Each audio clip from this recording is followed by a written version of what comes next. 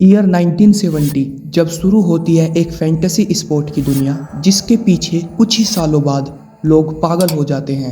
फिर कैसे कम ही सालों में इन कंपनीज ने इतना यूज क्राउड गैदर किया और इसके पीछे क्या है इन कंपनीज की स्ट्रेटेजी और कैसे ये कंपनीज करोड़ों के सपने दिखाकर करोड़ों कमा रही है।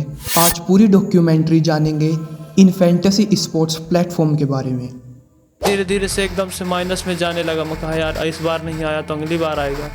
ऐसे कर करके खेल खेल के मेरा पूरा पैसा ख़त्म हो गया। चौराही गांव के रहने वाले युवक मोहम्मद जियाउद्दीन देखते ही देखते झटके में करोड़पति बन गए, लेकिन कुछ ही घंटे में खाकपति हो गए। आज तक जीता है 1 करोड़, कभी सुने हो कि 1 करोड़ मिला है? अपने एरिया में तो कुछ नहीं सुने सर कि 1 करोड़ जीते हैं। तो आपने जो राशि जीती वो आपने विड्रॉल कर लिया? नहीं है अभी तक। देखिए पैसा अभी अकाउंट में नहीं आया है। पता नहीं सर, मेरे को लगता है शायद कि कंपनी खुद अपनी टीम बना के जीत लेती है। सन 1970 जब डैनियल ओकरेंट अपने दोस्त के साथ एक न्यूयॉर्क के ला रोटी सिरे फ्रैंकेज में लंच करते हुए एक दूसरे के अगेंस्ट एक बेसबॉल लीग पर बैट लगाते हैं और सेट ऑफ प्राइस सेट करते हैं for the winner.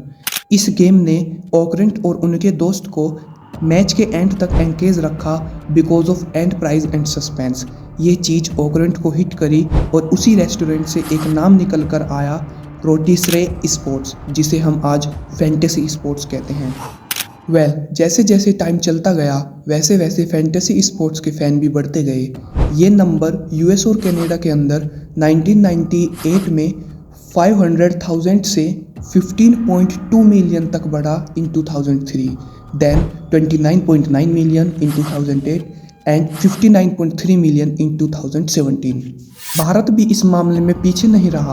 According to NITI Aayog, the number of participating in online fantasy sport has grown at compounded annual growth rate of 212%, means 2 million user in 2016, जो कि बढ़कर हो गया 90 million user in 2019 because of entering of fantasy sports app such as big cash, dream 11, MPL, fan to play, vision 11 and many more such fantasy sports app. ये app इतने comfortable है कि सिर्फ एक क्लिक में आप अपनी मेहनत की कमाई को दांव पर लगा सकते हैं।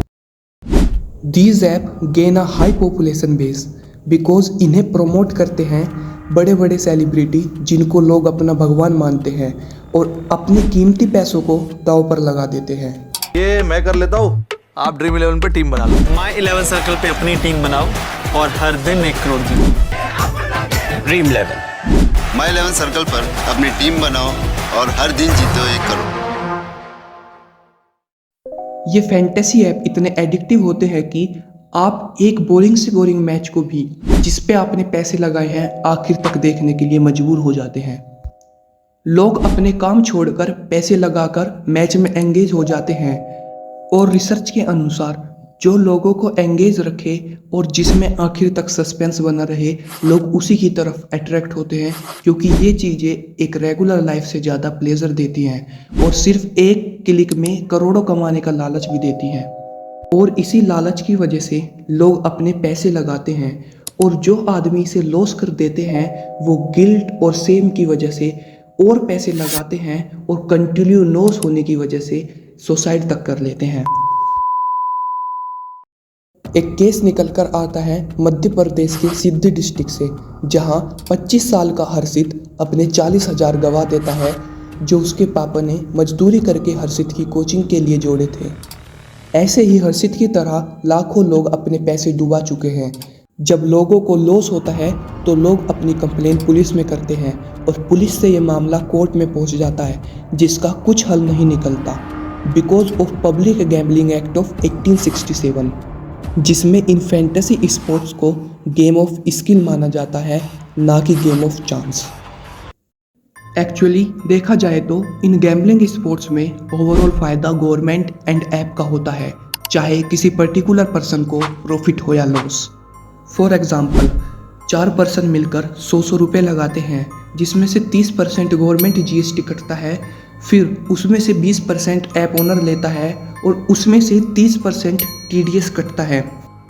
अब आखिर में देखा जाए तो जीतने वाले पर्सन ने 100 रुपये लगाए और उसे 57 का प्रॉफिट हुआ।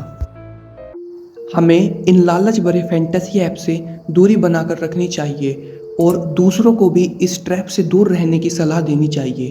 हमारे पास दो रास्ते हैं।